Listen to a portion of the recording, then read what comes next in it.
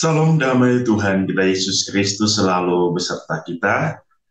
Saudara-saudariku yang dikasihi Tuhan, pada hari ini kita memasuki hari Minggu biasa pekan yang ke-26 dalam masa biasa.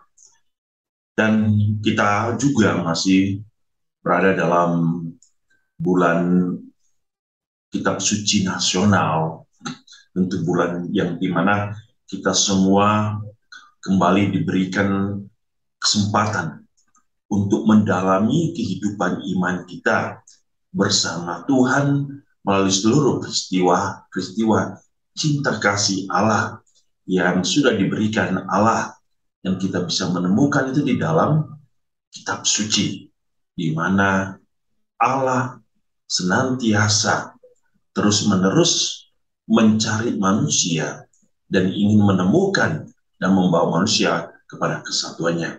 Dan semoga firman Tuhan akan selalu hidup dalam seluruh perjalanan atau sejarah iman kita. Hari ini kita semua akan bersama-sama kembali merenungkan firman Tuhan dari Injil Lukas bab 16 ayat 19 sampai 31. Saya mengundang kita semua untuk bersama-sama mendengarkan dan merenungkan firman Tuhan. Inilah Injil suci menurut Lukas. Ada seorang kaya yang selalu berpakaian jubah ungu dan kain halus, dan setiap hari ia bersukaria dalam kemewahannya. Dan ada seorang pengemis bernama Lazarus, badannya penuh dengan borok, berbaring dekat pintu rumah yang kaya itu, dan ingin menghilangkan laparnya dengan apa yang jatuh dari meja orang kaya itu. Malahan anjing-anjing datang dan menjilat boroknya. Kemudian matilah orang miskin itu, lalu dibawa oleh malaikat-malaikat ke pangkuan Abraham. Orang kaya itu juga mati lalu dikubur. Dan sementara ia menderita sengsara di alam maut, ia memandang ke atas. Dan dari jauh dilihatnya Abraham dan Lazarus duduk di pangkuannya. Lalu ia berseru katanya, "Bapak Abraham, kasihanilah aku. Suruhlah Lazarus supaya ia mencelupkan ujung jarinya ke dalam air dan menyejukkan lidahku, sebab aku sangat kesakitan dalam nyala api ini." Tapi Abraham berkata, "Anak, ingatlah bahwa engkau telah menerima segala yang baik sewaktu hidupmu, sedangkan Lazarus segala yang buruk. Sekarang ia mendapat hiburan dan engkau sangat menderita. Selain daripada itu, di antara kami dan engkau terbentang jurang yang tak terseberangi, supaya mereka yang mau pergi dari sini kepadamu ataupun mereka yang mau datang dari situ kepada kami tidak dapat menyeberang." Kata orang itu, "Kalau demikian aku minta kepadamu Bapa, supaya engkau menyuruh dia ke rumah ayahku, sebab masih ada 5 orang saudaraku, supaya ia memperingati mereka dengan sungguh-sungguh, agar mereka jangan masuk kelak ke dalam tempat penderitaan ini." Tapi kata Abraham, "Ada pada mereka kesaksian Musa dan para nabi. Baiklah mereka mendengarkan kesaksian itu." Jawab orang itu, "Tidak Bapak Abraham, tapi jika ada seorang yang datang dari antara orang mati kepada mereka, mereka akan bertobat." Kata Abraham kepadanya, "Jika mereka tidak mendengarkan kesaksian Musa dan para nabi, mereka tidak juga akan mau diyakinkan, sekalipun oleh seorang yang bangkit dari antara orang mati." Demikianlah sabda Tuhan. Terpujilah Kristus. Saudara-saudariku yang dikasihi Tuhan, sesungguhnya hidup di dunia ini betapa indah, ya, indah, penuh dengan sukacita, penuh dengan kebahagiaan. Oleh karena apa? Hidup kita itu dijamin oleh Allah. Ketika Allah memberikan kehidupan, sesungguhnya Allah telah menjaminkan kehidupan. Jaminan pertama yang Allah berikan kepada manusia adalah Allah memberikan kesempurnaan dalam ciptaan, yang memberikan kita akal budi, yang memberikan kita kemampuan rasa yang tidak dimiliki oleh makhluk-makhluk yang lain. Nah, di sini Allah sudah sesungguhnya memberikan kita sesuatu kekayaan dalam diri kita, ya, kekayaan dalam diri kita, agar kekayaan yang ada dalam diri kita itu digunakan. Bagaimana kita mewujudkan kekayaan itu? Bagaimana kemampuan akal budi kita, kekuatan kita, talenta kita, itu kita kembangkan di dalam hidup kita. Allah tidak pernah memberikan kita harta dunia pada awal kita kelahiran, tapi yang memberikan sesuatu yang sangat luar biasa, agar ketika kita bertumbuh, kita bisa menggunakan itu. Nah, ada satu persoalan ketika kita tidak menggunakannya, dan disitulah terjadi kemiskinan. Kenapa? Kekayaan yang sempurna sudah ada dalam diri kita. Bagaimana kita mengolah kekayaan? Tetapi kalau kita tidak mengolah kekayaan dalam diri kita, talenta, kemampuan, maka kita akan jatuh ke dalam kemiskinan. Yang kedua, selain kekayaan dalam diri kita, Allah juga memberikan kekayaan dalam alam semesta, dalam ciptaannya. Ya. Bagaimana Ia ingin semua alam semesta ini dikelola dengan baik. Ya, dikelola dengan baik. Tentu ada kata baik di sini. Bukan merampas sesuatu, mengolah sesuatu lalu menghancurkan orang lain. Tidak. Lalu di sisi lain Allah juga memberikan kita sesungguhnya harta yang banyak di dunia ini.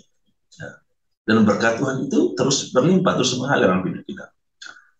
Kalau kita tidak mampu melakukan yang terbaik, maka kita juga akan jatuh di dalam kemiskinan.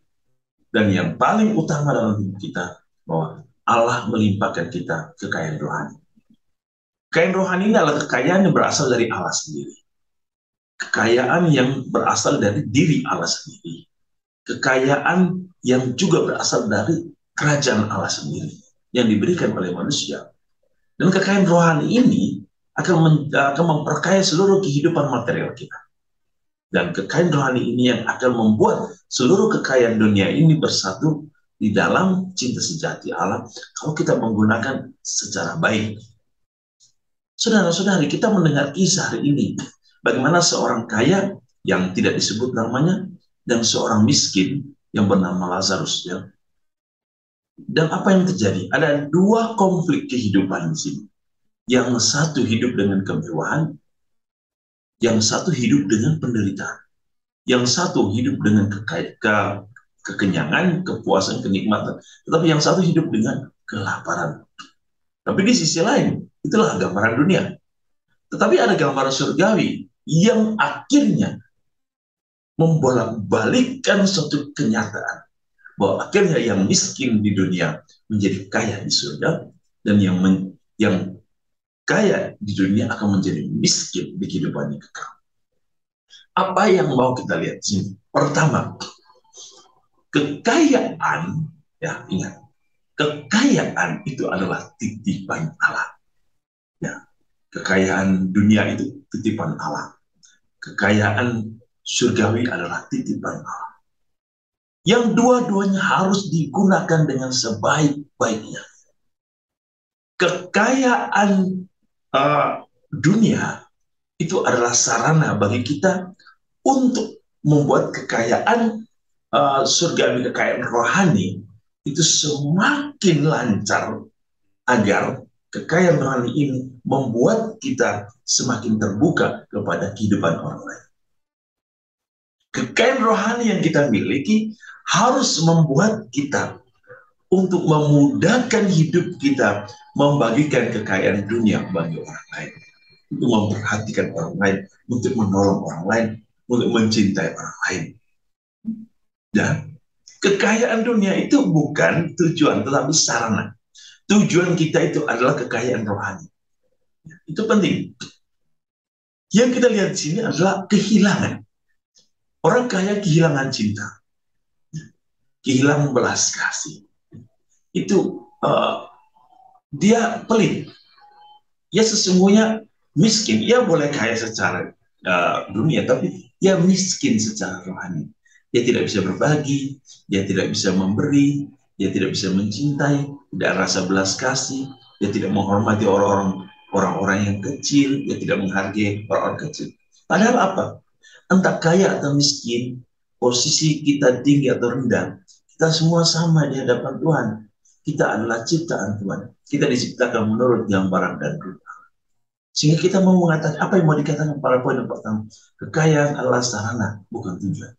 Ya. Sarana untuk kita semakin dekat dengan Allah dan sesama. Sarana untuk kita semakin mencintai Allah dan sesama.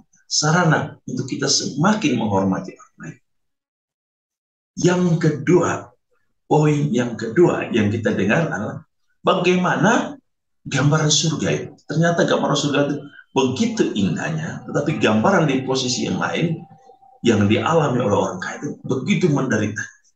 Saudara-saudari, ini yang disebut dalam teologi yang disebut dengan eskatologi. Bahwa hidup kita di dunia ini itu tidak berakhir di sini. Ada satu poin penting di mana setelah kita melewati kehidupan dunia ini, kita akan mengalami kehidupan baru, yaitu kehidupan kekal. Maka hidup kita di dunia ini itu harus diarahkan kepada kehidupan yang kekal. Jangan sampai kita berhenti di dunia ini. Malu, apa yang kita lakukan, kita foya-foya, kita berleha-leha, kita tidak peduli, kita lupa akan semua kehidupan Allah dalam diri kita. Kita tidak peduli lagi dengan gereja, kita tidak peduli lagi dengan agama, kita tidak peduli lagi dengan Tuhan, kita tidak peduli dengan sesama. Lalu kita menjadi ingat diri, kita berpikir ya sudah, dunia hidup kita akan berakhir dunia oleh kematian. Tetapi ingat, kematian tidak membinasakan kehidupan. Sebaliknya, kematian akan merubah kehidupan dunia menjadi kehidupan yang kekal. Kehidupan kekal ini adalah konsekuensi dari apa yang kita lakukan dari kehidupan di dunia ini. Kalau kehidupan baik di dunia, kehidupan surga juga baik. Kalau kehidupan dunia ini penuh dengan kejahatan, ya kehidupan kekal juga kita akan masuk kepada sesuatu yang akan membawa kita kepada penderitaan. Jadi ada pengadilan terakhir. Ya. Pengadilan itu sesungguhnya bukan Tuhan yang menjadi hakim sebenarnya. Kita saja menghakimi diri kita sendiri. Kita yang menghakimi. Maka saudara-saudari, persiapkan diri kita dengan baik, ya, selagi kita masih bersiaran di dunia ini. Yang ketiga, ada percakapan menarik antara orang kaya dan Abraham. Orang kaya menuntut waktu, tapi Abraham mengatakan sudah tidak ada waktu lagi. Para nabi dan semua orang pewarta sudah menyampaikan ini. Sekarang tinggal bagaimana orang-orang dunia mendengarkan pewartaan Musa, pewartaan para nabi, pewartaan Kristus, pewartaan begitu banyak hal dalam gereja. Saudara-saudari, Tuhan itu meninggalkan kita kenangan yang terindah, yaitu kitab suci, tradisi, ajaran gereja. Ya.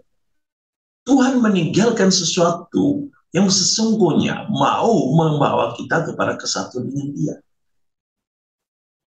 Jangan kita menuntut ada satu mujizat di mana orang mati akan bangkit lalu datang menegur kita. Tidak. Tuhan sudah meninggalkan kita yang begitu warisan yang sangat luar biasa tentang keselamatan. Jadi kalau kita tidak pernah mau peduli, tidak mau ke gereja, tidak mau mendengarkan firman Tuhan, tidak mau membaca firman Tuhan, tidak peduli dengan kegiatan-kegiatan yang bersifat rohani, kegiatan-kegiatan gerejawi, apa yang mau kita tunjukkan? Apakah kita terlalu sibuk dengan kehidupan dunia kita? Berleha-leha. Waktu gereja kita jalan ke sana kemari. Waktu ibadat kita ada di restoran, berfoya-foya, di karaoke atau apamu. Kita mulai, saudara-saudari, sisihkan waktu. Tuhan sudah menyiapkan kita waktu dalam 7 hari ini. Dikali 24 jam. Masihkah kita melupakan Tuhan? Masihkah kita melupakan untuk berbuat kebaikan? Masihkah kita melupakan untuk melihat cinta sejati Allah dalam hidup kita? Ingat, bacaan-bacaan hari Minggu ini dari baik dalam bacaan pertama, bacaan kedua, itu mengingatkan kita betapa besar kasih Allah bagi dunia. Dia telah memberikan kita makna cinta sejatinya. Maka yang diperlukan oleh kita adalah bagaimana kita menimba cinta sejati Allah itu. Bahkan bacaan kedua, Santo Paulus mengatakan kepada Timotius, jauhkanlah segala sesuatu yang tidak adil. Ya. Hiduplah di dalam kesetiaan, dalam kasih, kesabaran, kelembutan, beribadahlah ya, di hadapan Tuhan. Ya. Carilah, rebutlah suatu iman yang benar. Ya. Bertandinglah. Kita diuji untuk berjuang untuk suatu iman yang benar. Turutilah perintah Allah. Itu bagaimana nasihat Santo Paulus sangat luar biasa. Kita harus senantiasa takut kepada Allah. Karena apa? Dia adalah sumber kebahagiaan sejati. Saudara-saudari, Tuhan Yesus sudah menyatakan semuanya itu. Bapa menyatakan kepada kita melalui para nabi, lalu kepada Yesus sendiri, kepada putra melalui putranya, dan akhirnya kepada gerejanya pada saat ini. Masihkah kita buta? Masihkah kita tuli? Masihkah kita bisu? Masihkah kita tidak peduli? Inilah kesempatan saudara-saudari. Semoga firman Tuhan hari ini mengingatkan kita. Ya. Jadilah hidup kita berkat bagi orang lain. Sarana yang diberikan Allah digunakan sebaik-baiknya untuk kemuliaan Allah, untuk kebahagiaan sesama, dan untuk membangun dunia yang lebih baik.